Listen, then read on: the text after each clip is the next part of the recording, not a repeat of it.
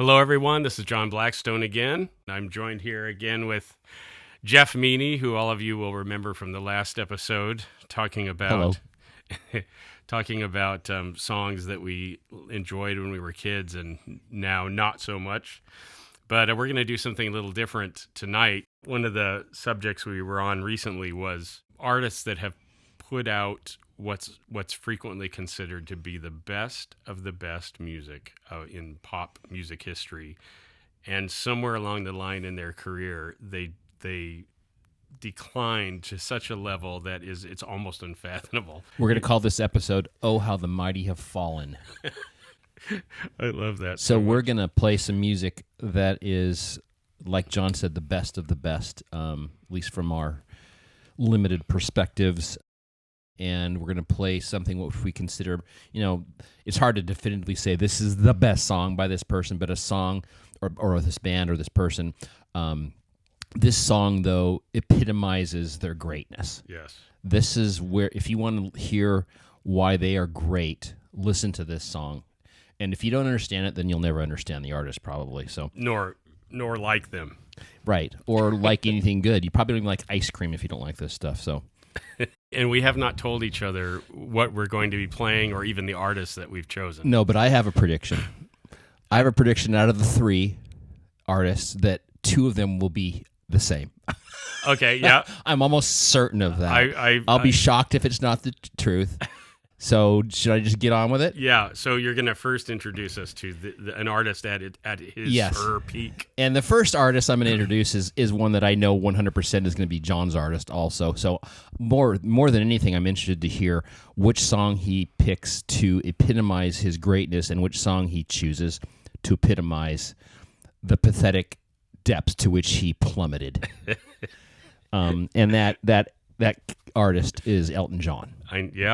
I knew it, and it's sad but true that Elton gave us so many peaks of achievement and so many just almost unfathomable lows. Yeah, and we can talk about this at the end, but one of the things I've been thinking about is what is it about an artist and his band and his songwriter or lyricist or whatever, and the producer and everybody involved that they could make such great music at one moment in history and fast forward to however far forward, and they just churn out this colossal piece of garbage. Yeah, I've pondered this many times, and as silly and maybe as simple a word as this is to use, the thing I always come to realize is that in those sessions, there was some kind of a combination of synchronicity and magic happening, where they were all firing on the same. They were all on the same wavelength, and their individual talents that they brought into the studio inspired. They fired up each other to a collective amazing achievement. That's always the case when you read interviews with Elton John's band members or the Beatles, or there's something that happens. They get in there. Oftentimes, it's the perfect producer is also a big part of it. Yeah. I think there's also hunger. Oh, a lot of people in their early days, there's a hunger and a desire to prove something that they are great artists. And once they've proven that, where do you go? Yeah. So, not to mention now that you're not worrying about paying the bills anymore, it takes some of your angst away. Right, and probably be a little more experimental. So my first song, this Elton John song. Actually, there's two songs I have, and it's kind of a coin toss. And there's a dozen songs I could pick by Elton to show his greatness as a musician and as a songwriter. Yes. And same with Bernie and the band. Yep. But this is a song I'm going to play. This is kind of what I would call, for most people who are casual listeners to music, this is what I would call a deep track. But it's such a beautiful song. It is so complex musically and emotionally and lyrically. I'm not a drummer. I'm not a rhythm guy, but there's something about the drumming in this song that gets me. It's just focus on that for a second. Which piques my interest because I keep trying to turn you on to the drummer side of these things. You have actually. And this is off of Goodbye Brick Road, which is no surprise. Yeah. And this song is I've Seen That Movie Too. Oh my goodness. Wowza.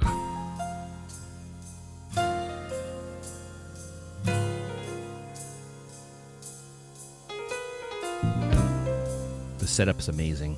It is. It's incredible. I can see by your eyes, you must be lying. Do you notice how When you the think kick drum is hitting on these weird... I cannot for the life of me discern what the drumming rhythm is. But you can hear that, right? That Oh, kick- that's it, yeah. it gives me almost this delightful musical angst. Yes, Because yes. it's not a Yes. And D. Murray is totally locked into everyone every time he hits that kick drum. It's an amazing song. John, I think through the magic of editing, after about a moment here, we should fast forward to what to me is the sweet spot of the song, which is the guitar solo. Okay. When you're listening to this track, I'm going to stop when the guitar solo starts, but pay attention to how the drummer is so laid back that it's almost like if he waited 1 millisecond later, he would be off.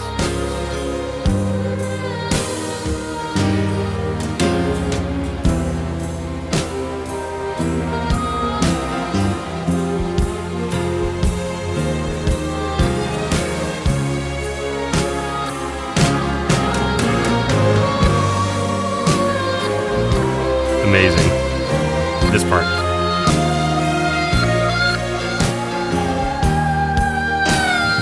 Wow.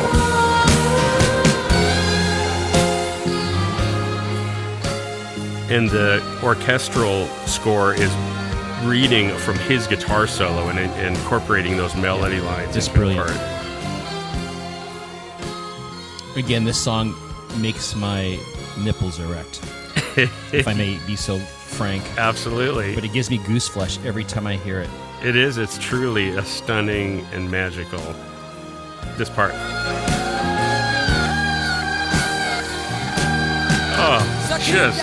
Oh my goodness. So that is what this man is capable of. That is what his band is capable of. Yep. That is what the lyricist is capable of. And, you know, we should say something about the Elton John band because, well, Elton started off with Nigel Olsson on drums, Dee Murray on bass, and Elton really broke his career as a three-piece band. It wasn't until 1972 with Honky Chateau that Elton stopped using the studio musicians that had played on his first 4 albums and started using his band. And at the same time, he brought in Davey Johnston as a guitar player. So that Honky Chateau album is the first of all that run of albums with the Elton John band. And I don't know if you know this, but Elton, at that point, Elton was so aware of what he had in these musicians and how much they impacted his music that when he released the album after Goodbye Yellow Brick Road, both the single Captain Fantastic. Yeah, but it was there were several singles. There were not several, but some singles that came out. If you look at the 45s, it's not credited to Elton John. It's credited to the Elton John band. That's how important the band was to him. And also on stage, if you look at photos of them on stage, there was neon lighting that had each person's name over them on stage.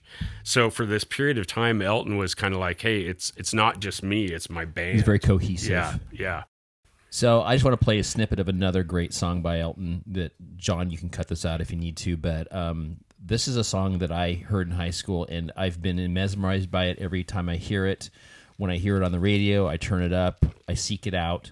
I'll just start it. Oh. Again, the setup, the opening and the setup, it doesn't get started right away. It sets you up for what's about to follow. That's right. It's like a film. And we don't need to go on long about this song, but this is just another sterling example of his ability. And the band's ability. And Not the to mention songwriter's the ability. Bernie Taupin's Yeah. words in this Yeah. are just... Yeah, so. Pause it for a second. When I think of those East End lights, muggy nights, the curtains drawn in the little room downstairs, there's not really any rhyme scheme to that. But then he goes, prima donna, Lord, you really should have been there, sitting like a princess perched in her electric chair. That's like, from what I understand, Bernie didn't actually write typical lyrics that were like, rhyme, rhyme, rhyme, rhyme, verse, It's verse. free form. It was free form. And oftentimes Elton had to figure out the ways to phrase everything to fit them into these. It's extremely satisfying. It is. Rhythmically. It is. It's Okay, now I'm sorry to say the time has come to play this stinker. And one thing I want to point out here is that these are the same guys. Oh no! I know what you're gonna. This is play. the same. This is the same artist. I Elton know what John, you're gonna the same play. lyricist. This is from an album that features Pete Townsend, Ray Cooper, and also Bruce Johnston and Carl Wilson of the Beach Boys sing backup vocals on this album. Jeff, How can you go wrong? How can you go wrong? Let me, That's the question. let me demonstrate for you how you can go wrong. And this is one of those songs that when I hear it, I immediately change the station. Yes. Immediately. I will never, ever willingly, other than today when I was going through my music to hear the song, will I listen to this song. All right. And you probably can guess the album. It's from, what year is this from? Is it Jump Up? No, it's from 1988, from the album Red Strikes Back. And, Okay. Nigel and Dee did not play on that album. Oh, All they did was sing background vocals. okay, well, is this? they were in the room. Yeah. And so this song hit number 2 on the U.S. charts. It hit number 1 on Adult Contemporary. It was top of the pops in Canada. This was the last number 1 song that Elton John had in the 80s. Just right out of the gate, it sucks. I don't know if they even had drum machines, but that's a drum machine. Yeah. It basically sounds like someone hitting a chalkboard with a rake. There's something about the way he delivers those vocals, those lyrics. It's just so unpleasant. I just find that the way that the lyric is that he's trying to shove too much into a small space. That's a typical thing that happened with them later. Elton would shove way too many words, and Bernie was writing way more complicated, unnecessarily complicated lyrics. So I'm totally with you on this. Yeah. This song sucks. And here's the other thing that kills me. Do you know who produced this album? Chris Thomas. Chris Thomas. He produced the almost man all who of it. Produced part of the White Album. He played the piano on one of my favorite Beatles songs. He played the piano on Long, Long, Long on the White Album. Yep. And he oversaw this excrement. Almost all of the albums in the 80s were produced by Chris Thomas, and I can't stand his production at all. Yeah, it's awful. Yeah. All right, we've had enough of this. We've had enough of this. So, how the mighty have fallen, as I said. Okay, now this one is actually from Elton's second. This is before he actually was working with the band that we were talking about earlier. This is Paul Buckmaster, the guy that wrote the orchestral arrangements for what is known as Elton John's breakout album, which has Your Song and Take Me to the Pilot. And then this is the second one after that. This is off of a Tumbleweed Connection. And I just think this is one of the most impeccably beautiful, not only the song, but the orchestral arrangement.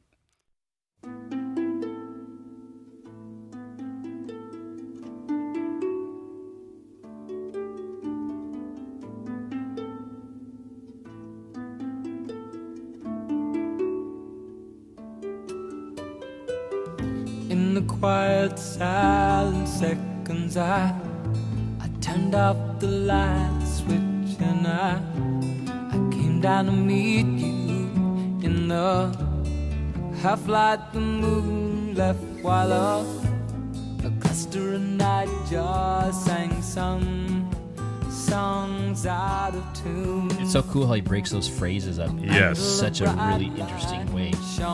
Yes. Down from a room,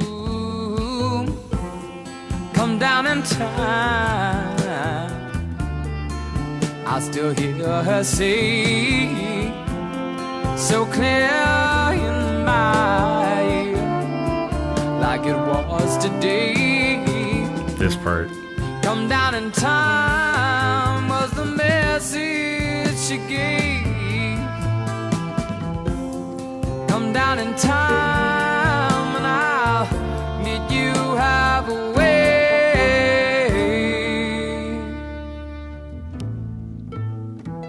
So cool. It is a beautiful song. Unbelievable. And he's not actually, this piano is not actually on it. It's all orchestral. Well, I don't know if I should have heard her as yet, but true love. It's hard for me to turn this one off. I'll Yeah, tell it you. is. I just love it so much. There's so many songs that I could choose. Elton has truly hit. Like, in my view, he's the worst offender of all of them. Yeah, and Yeah. and truthfully, there's really very little in my collection after the 70s of his. I have, Made in England. I have Which is a good album. Peachtree. What's it called? Peachtree Road. Peachtree Road. But you have songs from the West Coast. Yeah, That's songs from what- West Coast, which actually is pretty darn good. To me, was his last great album. Yeah, That one. but between that 80s, early 90s, I didn't listen to any of that stuff because I could tell from afar that it was really awful. you're missing some nuggets in there. Like, he reunited with the four guys for 2 albums, and there's some really great songs on there, believe it or not. Well, I was scared off by the odor, Yes. general odor. I don't blame you. Okay, here we go. This is only 7 years after the track that we just played. That's not that long. Less than a decade. Still in the 70s. Can you say disco? This is the same guy that produced the song that we just finished listening to. Gus Dudgeon did this? No. Oh, you said produced. Oh, who created it? You said you never fake it. You swore we'd always This was a single. What year is this? 1978. See, he sounds like he's trying to do a Queen song or something. He sounds like he's trying to be like Freddie Mercury there. I don't know what he's trying to do, but it's terrible. It's so dead and lifeless. There's nothing. This is the chorus, Yeah, I've never heard this song, but small wonder. Victim of Love. Wow, what an amazing concept. While we're on the album. Take you for a ride? Yeah. Wow. Yep. I will say something about Elton, which is it's his downfall, and I'll probably get a lot of comments about this, but when Elton was growing up, records were like his friends. He literally talks about this. He lived in a very unhappy home, and so his record collection was like that was his family. Literally, he describes it that way. And as a matter of fact, by the 1972, after he had already had a sizable career on the way, he's in the Guinness Book of World Records as having the largest private collection of vinyl records in the UK, which is a lot. So Elton was a fanatical collector. He bought every single thing that was on the charts, and he knew it all encyclopedically. And he was known to be like that. There's even videos online of Tower Records in Los Angeles used to open up, especially for him, every Tuesday morning at 7 a.m. He'd show up in his limo and literally walk out of there with crates of records. He was just like a fanatical consumer of anything. And that's, to me, what killed him, is that right when he was launching as an artist, popular music just happened to be pretty good at that time. What happened as his popular music became lousy, Elton went right along with it because he's a fan of pop music. So he was fortunate in that when he launched his career, he was being influenced by great artists like Leon Russell and the band and all these people. By the time 1978 comes around, he's being influenced literally by disco, by whatever's on the pop charts. He's always been that way, and that's why his career has been so shoddy and up and down, is because he's a pop music fan first and an artist second. The opening track of the Victim of Love album, it's a disco version of Johnny B. Good.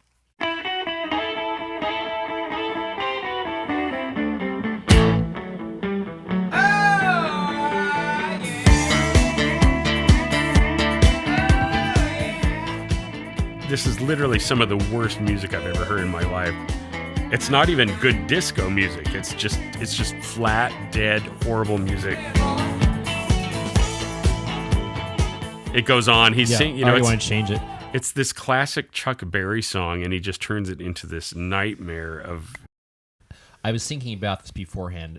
Two questions. First of all, is why do we like to talk about crappy music?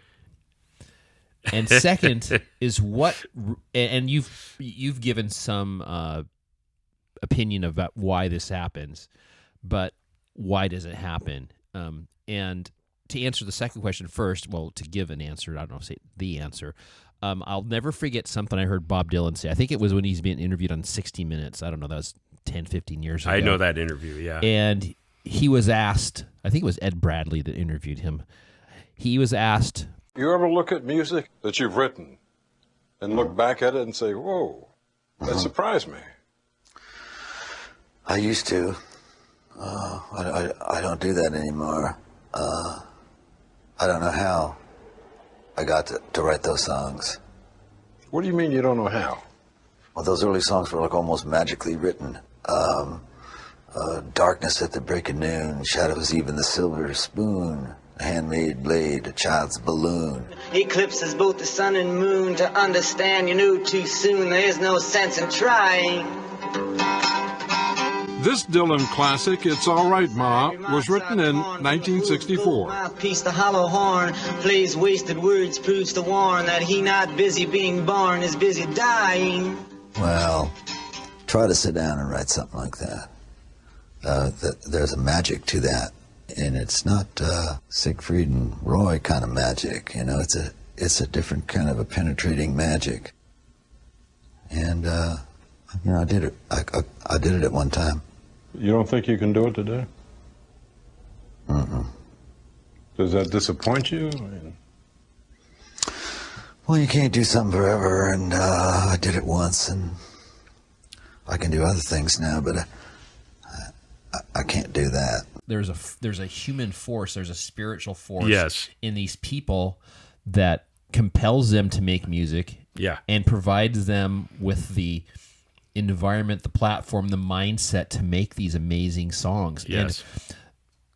And we don't tend to look at the beginning of someone's career and look at how crappy their music was and how much better it got.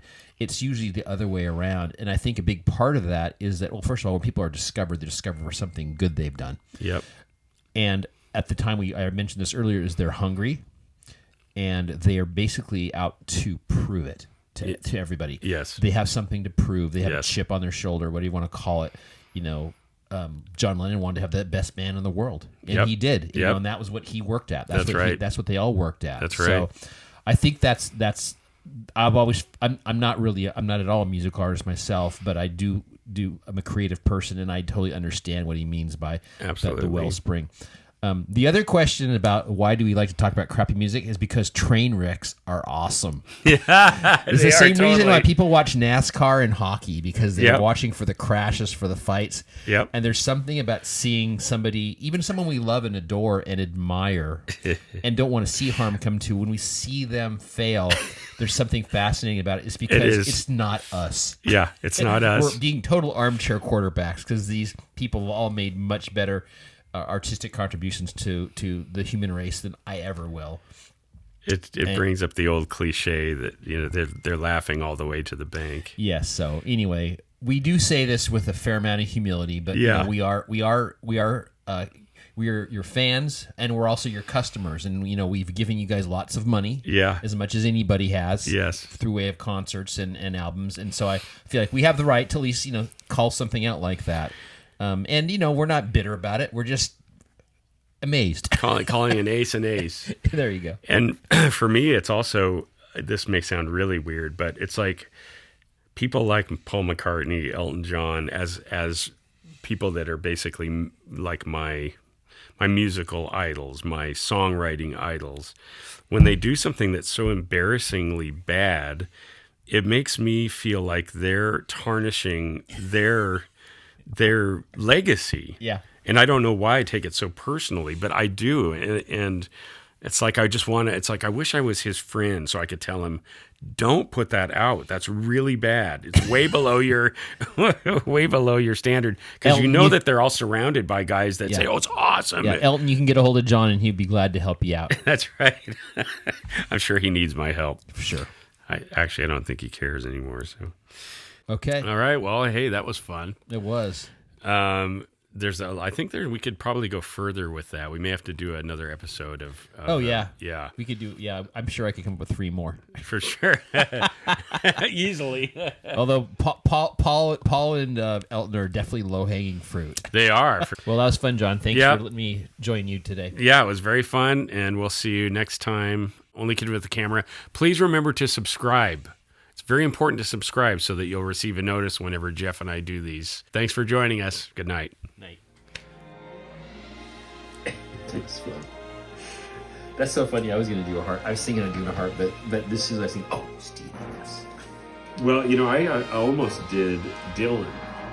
Oh, Dylan be easy. I don't think it would be easy. That, to me, there's only one album of his that really... Oh, I know exactly what I would play.